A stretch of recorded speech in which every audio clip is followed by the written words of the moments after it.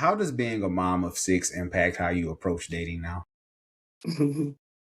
um, I'm intentional and I move slow Mm, because I when you don't have any kids, you can date anybody.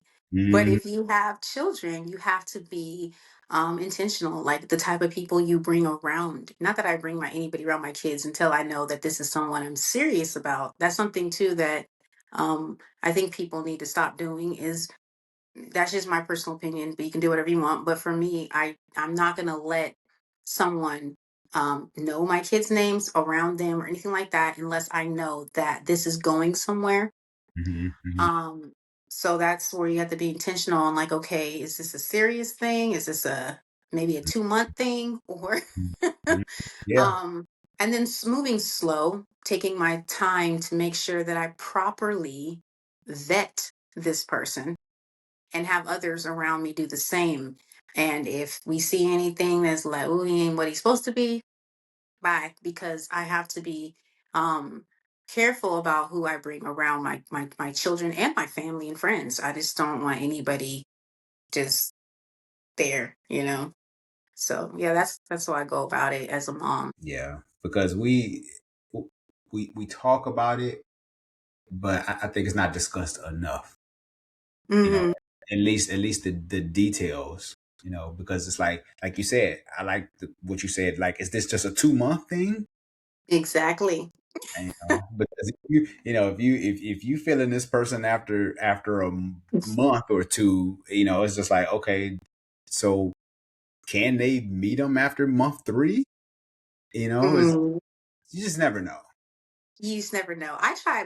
My rule is I you'd have to have that conversation with that other person and see where they are. That's when communication, you guys need to communicate, like, okay, I've been with you 4 months now.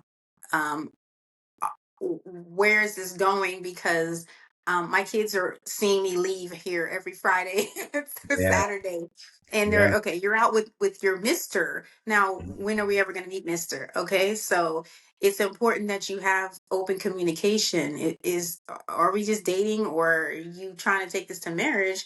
Because I would like you to meet my children one day. yeah, So you have to have this conversation. But if you know if it's not going anywhere, it's just a date, then no. yeah. Understood. Uh, how do you tell the difference between a good man and a God sent man? I sent men. Okay. It kind of goes back to fruit. Mm, mm, And the Bible says about you'll know them by their fruits. mhm, There's a lot of men that are good. I've met some good men, but then when it comes down to spiritual things or consistency, like like where they what they are you guys in alignment, like is there spiritual compatibility. I met mhm, guys that are good but we're not spiritually compatible. um they're good hearted, they're kind, respectful. They would make somebody a good husband, mhm, but mhm, they're not my husband because um they aren't serving God. They are, if they say they are, they're lukewarm.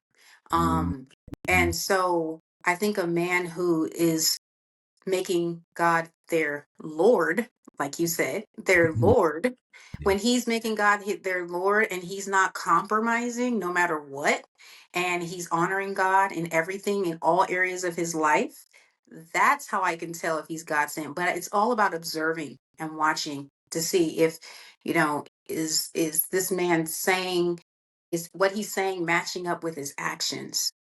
Mhm, mhm.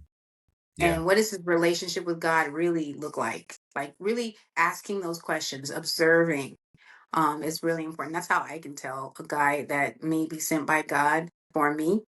And that's how I just observe more. My dad always used to tell me, you mute them, like you mute the TV and just watch. Just Mhm. mute them and watch. Don't listen to all this. Just mute them. Dad got some wisdom. Dad got bars. Yeah, that's yeah. Yeah, that's good. I'm gonna have to use that. Yeah. Yeah, I'll give your dad credit for the first 3 times, but after that is mine. Okay.